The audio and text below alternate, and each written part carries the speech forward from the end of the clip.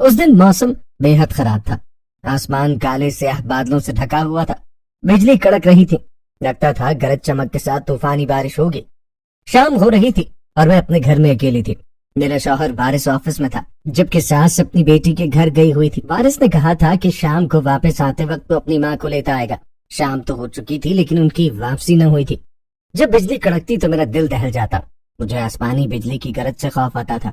मैं दिल ही दिल में दुआ कर रही थी कि वारिस और मेरी सास जल्द से घर आ जाएं। कुछ ही वक्त गुजरा कि तूफानी बारिश शुरू हो गई। जैसे ही बारिश शुरू हुई तो चंद लम्हों के बाद लाइट भी चली गई और मैं सहन की खिड़की खोले तूफानी बारिश देखने लगी। दफतन बैरूनी दरवाजे पे जोर जोर से दस्तक हुई तो मैं डर गई। दस्तक देने वाले का अंदाज ऐसा था जैसे वो बहुत जल्दी में हो। मैं समझ गई कि वारिस और मेरी सास आ गए होंगे। मैंने छतरी उठाई और आराम से चलती हुई बैरूनी दरवाजे की तरफ बढ़ी। दरअसल मैं 8 माह की हामला थी, इसीलिए मुझसे तेज तेज नहीं चला जा रहा था।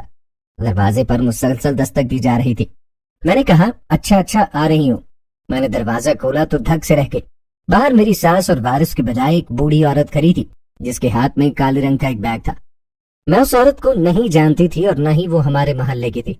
मैंने उससे पूछा कि जी फरमाइए, आप कौन हैं और किससे मिलने आई हैं? मुझे सर तपा देखने के बाद बूढ़ी औरत कहने लगी, लड़की, ये मेरा बैग रख लो, मैं 1 माह के बाद आकर तुमसे ले जाऊंगी। ये कहकर उसने बैग मेरी तरफ बढ़ा दिया। मैंने हैरत भरी नजरों से बैग की तरफ देखा और पूछा, आंटी इसमें क्या है? वो कहने लगी, मेरे पास तुम्हारे सवालों के जवाब देने का वक्त नहीं लड़की, बस तुम ये बैग अपने पास रख लो। मैंने पूछना चाहा कि इस बैग में क्या है, लेकिन उसने मेरी बात काट दी और कहने लगी, लड़की तुम बोलती बहुत हो। सुनो, अगर तुमने इस बैग को खोलने की कोशिश की तो बहुत बुरा हो गया तुम्हारे लिए। सारी जिंदगी पछताती रहोगी। अगर तुम चाहती हो कि तुम्हारा बच्चा सही सलामत इस दुनिया में आए तो इस बैग को हरगिज न खोलना, वरना बैग खोलने की सूरत में तुम्हारा बच्चा मुर्दा पैदा होगा। गफलत मत करना। मैं उस औरत से बैग नहीं लेना चाहती थी, लेकिन उसने मुझे जबरदस्ती पकड़ाया और फिर एक तरफ तेज तेज चल दी। मैंने जल्दी से दरवाजा बंद किया और हैरान और परेशान सी बैग उठाए कमरे में चली आई। मैंने बैग को मेज पर रखा और गौर से देखा। वो आम सा बैग था। बूढ़ी औरत की बातें बाज़गश्त बन की मेरे कानों में गूंज रही थी और मुझे बहुत खौफ आ रहा था। पता नहीं उस बैग में क्या था कि उस औरत ने मुझे बैग खोलने से मना कर दिया था। मुझे खुद पे गुस्सा आने लगा था कि उस औरत को जानती तक नहीं थी। फिर मैंने उससे बैग क्यों कर ले लिया? अगर वारिस को पता चला कि मैंने एक अनजान औरत से बैग लिया है तो वो नाराज होगा। तूफानी बारिश थी कि रुकने के बजाय बढ़ती जा रही थी, जिससे हमारे घर के सहन में पानी जमा हो गया था। लाइट न होने की वजह से अंधेरा बढ़ गया था। दफतन मेरे दिमाग में ख्याल आया कि मुझे बैग को खोल के देखना चाहिए कि आखिर इस बैग में है क्या। लेकिन फिर जब बूढ़ी औरत की बातें मेरे दिमाग में गूंजी कि बैग खोला तो तुम्हारा बच्चा मुर्दा पैदा होगा, तो मैंने बैग खोलने का इरादा तर्क कर दिया। मैंने बैग को बेड के नीचे छुपा दिया। मैं कुर्सी पर बैठी ही थी कि बैरूनी दरवाजे पे दोबारा जोर से दस्तक हुई। मैंने दरवाजा खोला तो वारिस और मेरी सास आ गए थे। मुझे परेशान देखकर वारिस ने पूछा, ये तुम्हारे चेहरे पे हवाइयां क्यों उड़ रही हैं? क्या डर लग रहा था? मैंने बमुश्किल खुद पे काबू पाया और कहने लगी कि हाँ वारिस, आपको पता तो है मुझे अंधेरे से खौफ आता है, फिर ऊपर से तूफानी बारिश हो रही है, आपने जाने में बहुत देर लगा दी है। वारिस ने प्यार से मुझे अपने साथ लगाया और मुस्कुराते हुए कहने लगा, जानता था मेरी प्यारी बीवी डर रही होगी, लेकिन क्या करता, रास्ते में जगह जगह इतना पानी जमा हो चुका है कि गुजरना महाल हो गया था। अच्छा खैर, अब आ गया हूँ तो तुम्हें परेशान और डरने की कोई जरूरत नहीं, वरना तुम्हारे खौफ का असर हमारे आने वाले बच्चे पे पड़ेगा। मैं नहीं चाहता कि मेरा बच्चा डरपोक पैदा हो। उसकी बात सुनकर मैं भी मुस्कुरा दी, लेकिन मेरा जहन उसी बैग की तरफ ही अटका हुआ था। मैंने सोचा था कि मैं खौफ को अपने दिल से निकाल दूंगी। वारिस और मेरी शादी 1 साल पहले हुई थी। हम दोनों चाचाजाद कजन थे। हमारे वालिदैन ने बचपन से ही हमें एक दूसरे से मंसूब कर दिया था। यही वजह थी कि हमारे बड़े होने पर हमारे वालिदैन ने हमारी शादी की थी। वारिस महकमा पुलिस में अकाउंट्स के शोबे में मुलाजमत करता था। मेरे ससुर हयात न थे, वो भी पुलिस में थे और उन्होंने ही वारिस को पुलिस में भर्ती कराया था। सास के नाम पे 2 मकान थे जो किराए पे चढ़े हुए थे। हमें रुपए पैसों की कोई कमी न थी। मैं 8 माह की हामिला थी और अगले माह मेरी डिलीवरी थी। मेरी सास और मेरा शौहर मेरा बहुत ख्याल रखते थे। मेरी सास भी बहुत अच्छी थी और उनका एक बेटा और एक बेटी थी। वारिस की बहन उससे बड़ी थी और 2 बच्चों की माँ। अगली सुबह वारिस ऑफिस चला गया तो मेरा दिमाग अचानक बैग की तरफ चला गया। एक बार फिर मैं तजस्सुस में मुब्तला हो गई। सास घर के कामकाज में मसरूफ थी। मेरी हालत के पेश नजर वो मुझसे घर के कामकाज न कराती थी। میں نے سوچا کہ اس بیگ کو کھولنے سے بھلا میرے بچے پہ کیا اثر پڑ سکتا ہے، یہ تو دقیقاً اسی باتیں ہیں، دیکھنا تو چاہیے کہ آخر اس بیگ میں ہے کیا۔ یہ سوچ کر میں نے بیڈ کے نیچے سے بیگ گھسیٹ کے نکالا اور اس کی طرف دیکھتی رہی۔ میرے دل میں عجیب سے وساوس تھے، وجود پر کپکپاہٹ طاری تھی۔ دل کہہ رہا تھا کہ بیگ کو کھول دو، دماغ منع کر رہا تھا۔ دل و دماغ کی جنگ میں کئی منٹ گزر گئے، پھر میں نے دل کی بات مانتے ہوئے بیگ کھولنا چاہا ہی تھا کہ اسی وقت مجھے ساس کی آواز سنائی دی، حلیمہ، حلیمہ بیٹی۔ میں نے جلدی سے واپس بیڈ کے نیچے بیگ چھپایا اور اٹھ کر بیڈ کی چادر درست کرتے ہوئے کہنے لگی، جی امی آتی ہوں۔ مجھے قدموں کی چاپ سنائی دی تو میں سمجھ گئی کہ ساس میرے کمرے کی طرف آ رہی ہیں۔ پھر میرے کمرے سے نکلنے سے پہلے ہی ساس میرے کمرے میں آ گئی۔ ان کے ہاتھ میں کچھ کپڑے تھے جو مجھے دیتے ہوئے کہنے لگی، بیٹی یہ تمہاری نند فردوس نے کچھ کپڑے دیے تھے، اس نے اپنے ہاتھوں سے بنائے ہیں، کہہ رہی تھی کہ اگر بیٹی ہوئی تو اس کے کام آ جائیں گے، ورنہ بیٹا ہونے کی صورت میں انہیں رکھ دینا، جب بیٹی ہوئی تو وہ پہن لے گی۔ تم تو جانتی ہو فردوس کو بیٹیاں بہت اچھی لگتی ہیں۔ میں نے مسکراتے ہوئے کپڑے لے کے پاس رکھ لیے۔ کپڑے بہت خوبصورت تھے اور میری نند نے خود ہی بنائے تھے کیونکہ وہ درزن بھی تھی۔ 2-3 دن گزرے لیکن میرا دھیان اس بیگ کی طرف سے نہ ہٹ سکا۔ میں اٹھتے بیٹھتے سوتے جاگتے اسی بیگ کے متعلق ہی سوچتی رہتی تھی۔ اس بوڑھی عورت نے مجھے 1 ماہ کا وقت دیا تھا کہ 1 ماہ کے بعد آ کر یہ بیگ لے جاؤں گی۔ اس کی دی ہوئی وارننگ بھی مجھے یاد تھی، لیکن میں نے دل میں سوچ لیا تھا کہ موقع ملتے ہی بیگ کو کھولوں گی، دیکھوں گی کہ آخر اس میں کیا ہے۔ میں نے سب کچھ اللہ پہ چھوڑ دیا تھا۔ میری ساس ہر وقت گھر پہ ہوتی، اسی لیے اس کی موجودگی میں بیگ کھولنا ممکن نہ تھا۔ اگر میں دروازہ بند کر کے بھی بیگ کھولتی تو ساس مشکوک ہو سکتی تھی۔ میں نہیں چاہتی تھی کہ وہ میری کسی حرکت سے شک میں مبتلا ہو، پتہ نہیں اس کے دل میں کیا خیالات پیدا ہوں۔ 1 ہفتہ گزر گیا لیکن مجھے بیگ کھولنے کا موقع نہ مل سکا تھا، کیونکہ میری حالت کے پیش نظر ساس وقفے سے مجھے دیکھنے کے لیے کمرے میں آتی تھی۔ کبھی کبھار مجھے ڈر بھی لگتا تھا کہ کہیں اس بیگ میں کوئی غیر قانونی چیز نہ ہو جس کا سارا الزام مجھ پر عائد ہو جائے اور میں بے گناہ ماری جاؤں۔ مجھے وارث کی طرف سے بھی دھڑکا لگا رہتا تھا کہ کہیں اس کی نظر اچانک پراسرار بیگ پہ نہ پڑ جائے، کیونکہ اس کا سفری بیگ بھی بیڈ کے نیچے پڑا ہوتا تھا۔ جب وہ سفر پہ جاتا تھا تو اپنا بیگ لے کے جاتا تھا۔ کچھ عرصہ پہلے بھی اسے آفس کے کام کی طرف سے لاہور جانا تھا۔ میرا خیال تھا کہ وہ سفر پہ جائے گا، لیکن اس نے میری حالت کے پیش نظر آفس والوں سے معذرت کی تھی اور اس کی جگہ کسی دوسرے آدمی کو بھیج دیا گیا تھا۔ اگر وہ سفر پہ جاتا تو میں رات کو جب ساس سو جاتی تو بیگ کھول کر دیکھ سکتی تھی۔ اس طرح بیگ کا راز کھل جاتا۔ میرے پاس اس بوڑھی عورت کا بھی نمبر نہ تھا، ورنہ اسے فون کر کے کہتی کہ آؤ اور اپنا بیگ لے جاؤ۔ اگر وہ کسی کی نظر میں آ گیا تو میں ذمہ دار نہ ہوں گی۔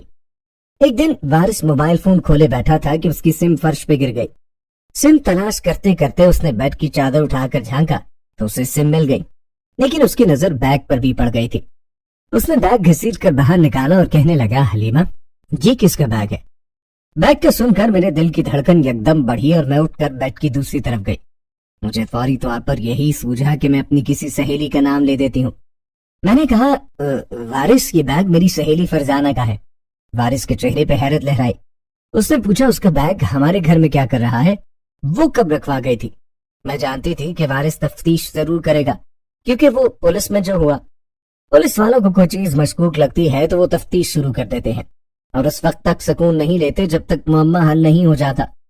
میں نے کہا کہ پچھلے دنوں وہ اپنا بیگ رکھوا گئی تھی، کچھ ضروری چیزیں ہیں اس میں اس کے گھر میں جگہ نہیں تھی، اسی لیے میرے پاس لے آئی۔ آپ تو جانتے ہیں وہ میری بچپن کی سہیلی ہے، اسی لیے میں اسے انکار نہیں کر سکی۔ آپ پریشان نہ ہو، اس میں چرس وغیرہ نہیں بھری ہوئی، اسے واپس وہیں رکھ دیں جہاں سے اٹھایا ہے۔ وارث نے کندھے اچکاتے ہوئے بیگ بیڈ کے نیچے رکھ دیا۔ میں نے ایک لمبی سانس لی۔ شکر ہے اس نے بیگ کھولنے پہ اصرار نہیں کیا تھا، ورنہ مجھے شرمندگی کا سامنا کرنا پڑتا۔ وارث اپنے موبائل فون میں مصروف ہوا۔ دن گزرتے جا رہے تھے اور میری ڈیلیوری میں 2 ہفتے باقی رہ گئے تھے۔ ایک دن میں ساس کے ساتھ لیڈی ڈاکٹر سے معمول کا ٹیسٹ کرا کر کلینک سے نکلی ہی تھی کہ میری ساس کو کوئی یاد کام آ گیا۔ انہوں نے مجھے کلینک میں بیٹھنے کا کہا اور خود باہر چلی گئی۔ میں ساس کی واپسی کا انتظار کر رہی تھی کہ دفتن ایک بوڑھی عورت میرے پاس آ کر بیٹھ گئی۔ میں نے اس کی طرف کوئی توجہ نہ دی، لیکن جب اس نے میرے کندھے پہ ہاتھ رکھ کر مجھے اپنی طرف متوجہ کیا تو میں نے گردن موڑ کر اس کی طرف دیکھا۔ اگلے ہی پل میری حیرت کی انتہا نہ رہی۔ وہ بوڑھی عورت وہی تھی جس نے طوفانی بارش میں مجھے اپنا بیگ دیا تھا۔ میں نے سرسراتی آواز میں کہا، آنٹی آپ؟ جواب میں اس نے زیر لب مسکراتے ہوئے پوچھا، میرا بیگ تو محفوظ ہے نا؟ تم نے اسے کھولا تو نہیں؟ میرے منہ سے بے ساختہ نکل گیا، नहीं आंटी, मैंने बैग नहीं खोला, प्लीज आप वो बैग वापस ले जाएं, मैं उस बैग की वजह से बहुत परेशान रहती हूँ। वो बूढ़ी औरत ज़ेर लब मुस्कुराई और कहने लगी, फिक्र न करो, मैं 2 हफ्ते के बाद आकर बैग ले जाऊंगी, और एक बार फिर खबरदार कर रही हूँ कि उस बैग को खोलने का ख्याल भूले से भी दिल में न लाना, वरना तुम्हारा बच्चा मुर्दा पैदा होगा। इतना कहकर वो बूढ़ी औरत वहां से चली गई और मेरे वजूद में खौफ की लहरें दौड़ गईं। एक बार फिर मेरा दिमाग बैग की तरफ भटक गया। आखिर ऐसा क्या था उस बैग में जिसे खोलने की सूरत में मेरा बच्चा मुर्दा पैदा हो सकता था? वो औरत मुझे परेशानी में मुब्तला कर गई थी। कुछ देर के बाद सास आई और मैं उसके साथ घर की तरफ रवाना हो गई। घर पहुंचकर भी मैं खौफ भरी नजरों से बैग को देखती रही। मेरे दिमाग में आया कि मुझे इस बारे में वारिस को बताना चाहिए, छुपाने का कोई फायदा न था, जो होगा देखा जाएगा। बाद में मैं फिर अपने फैसले से पीछे हट गई क्योंकि मुझे अपना बच्चा अजीज था। वारिस को भी औलाद की ख्वाहिश थी और वो पहले बच्चे को लेकर बहुत एक्साइटेड था। मैं न चाहती थी कि उसकी खुशियों को किसी की नजर लगे, इसीलिए मैंने दिल पे पत्थर रख के खामोश रहना बेहतर समझा। बच्चे की डिलीवरी का वक्त करीब आता जा रहा था और मेरी परेशानी बढ़ती जा रही थी। सास ने मेरे लिए पहले ही बैग तैयार करके मेरे बेड के नीचे रखवा दिया था, ताकि जब डिलीवरी का वक्त आए तो किसी किस्म की परेशानी न हो। लेडी डॉक्टर ने चेकअप के बाद बताया था कि डिलीवरी नॉर्मल होगी। पहले माह से लेकर 9वें माह तक औरत कितनी अजियत से गुजरती है, इसका मुझे बखूबी अंदाजा था। लेकिन खुशी भी बहुत थी कि अल्लाह पाक बिन मांगे हमें औलाद की नेमत से नवाज रहा था। माँ बनना भी एक हसीन एहसास होता है और मैं उस एहसास से शर्शार ही थी। मैं और वारिस अंदाजे लगाते रहते थे कि बेटी होगी या बेटा। मैं कहती थी कि बेटा होगा, वारिस कहता था बेटी होगी। फिर हम अल्लाह पे छोड़ देते कि जो भी होगा हमें मंजूर है। सास ने भी बेटा या बेटी दोनों के लिए कपड़े बनवा कर रख लिए थे, लेकिन बैग का ख्याल था कि मेरे जहन से महव ही नहीं होता था। 1-2 दिन गुजरते कि फिर मेरे दिमाग के पर्दे पे बैग का अक्स उभर आता और मैं बेचैन हो जाती। बूढ़ी औरत ने 1 माह का वक्त दिया था और 1 माह खत्म होने में 1 हफ्ता बाकी रह गया था।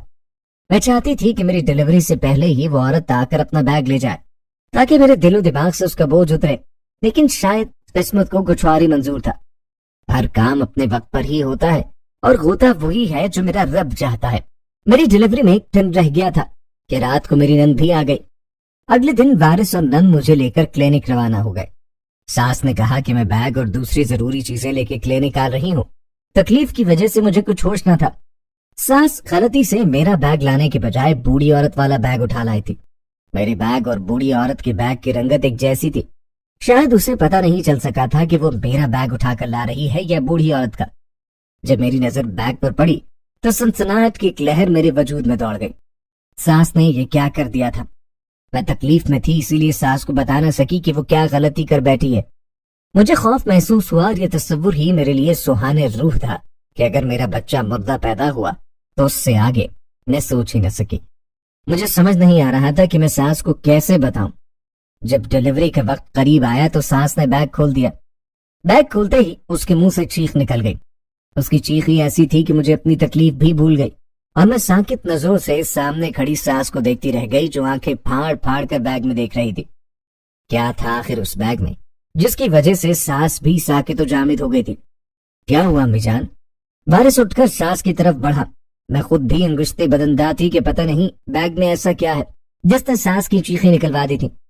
वारिस ने भी जब बैग में देखा तो वो भी अंगुश्ते बदनदा रह गया था। अचानक मुझे तकलीफ हुई तो मेरे मुंह से चीख निकल गई और तब मेरी सास और वारिस होश में आए। वारिस ने सास से बैग लिया और तेजी से कमरे से बाहर निकल गया था। मैं दर्द से चिल्लाती रही और फिर डॉक्टर आई और मुझे इंजेक्शन लगाया और मेरी डिलीवरी का अमल शुरू हो गया। डिलीवरी के बाद मुझे सुकून और इंजेक्शन लगाया तो मैं नींद की वादी में पहुंच गई। मुझे नहीं मालूम था कि क्या हुआ था, लड़की या लड़का। जब मैं नींद से बेदार हुई तो मेरी नंद ने मुझे खुशखबरी सुनाई कि बेटा हुआ है। बच्चा मेरे पहलू में लेटा हुआ था। मैंने बच्चे को देखा तो वारिस की शक्ल था। 1 घंटे के बाद मुझे छुट्टी मिल गई और मैं सास और नंद के साथ घर आ गई। वारिस घर पर नहीं था। मैंने सास से पूछा तो कहने लगी किसी जरूरी काम से कहीं गया है, आता ही होगा। मुझे बैग का ख्याल आया तो मैंने पूछा अम्मी उस बैग में क्या था? वो बैग मेरा नहीं था। सास ने कहा कि मुझे भी नहीं मालूम कि बैग में क्या था, वारिस को पता होगा, वही आकर बताएगा। 2 घंटे के बाद वारिस भी आ गया। मेरे पूछने पर उसने बताया कि बैग में इंसान के बॉडी पार्ट्स थे। मैं भी चौंक पड़ी। Body parts? मेरे मुंह से बेख्तियार निकला। ایک دم میرا خیال اس بوڑھی عورت کی طرف چلا گیا جس نے مجھے بیگ کھولنے سے منع کیا تھا کہ اگر تم نے بیگ کھولا تو تمہارا بچہ مردہ پیدا ہوگا۔ ہاں، اس بیگ میں انسان کے باڈی پارٹس تھے۔ تمہارے پاس وہ بیگ کہاں سے آیا؟ یاد آیا، تم نے تو بتایا تھا کہ وہ بیگ تمہاری سہیلی فرزانہ کا ہے۔ کیا فرزانہ نے باڈی پارٹس کی اسمگلنگ شروع کی ہے؟ میں نے وارث کو ساری بات بتائی تو وہ حیران رہ گیا۔ مجھے شرمندگی تھی کہ میں نے وارث سے جھوٹ بولا تھا۔ جس دن اس نے بیگ دیکھا تھا میں اسی وقت بتا دیتی تو کوئی مسئلہ نہ تھا۔ اس کا مطلب ہے وہ عورت بیگ لینے یہاں آئے گی؟ وارث نے کہا تو میں نے جواباً کہا ہاں، اس نے مجھے 1 ماہ کا وقت دیا تھا اور 1 ماہ پورا ہو چکا ہے۔ وہ آج کل میں بیگ لینے آئے گی۔